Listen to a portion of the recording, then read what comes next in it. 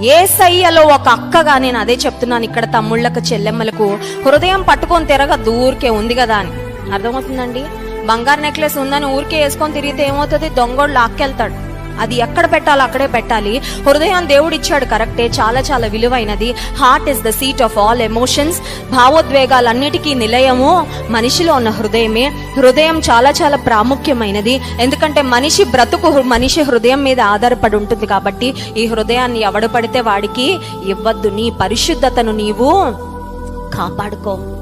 When it is time, సరి అయిన సమయంలో, తగిన సమయంలో దేవుని చేతిలో నీ జీవితాన్ని పెడితే, నీ హృదయాన్ని కరెక్ట్గా ఎవరి చేతిలో పెట్టాలో వారి చేతిలో పెట్టడానికి దేవుడు సహాయం చేస్తాడు. రైట్ లైఫ్ పార్ట్నర్ నీకు దొరికాక, ఆ హృదయం వాళ్ళ చేతిలోకి వెళ్ళాక నీ లైఫ్ సేఫ్గా సెక్యూర్గా ఉంటుంది. నీకు హార్ట్ బ్రేకులు, హార్ట్ ఏకులు, హార్ట్ అటాక్లు రావు. హల్లెలూయా.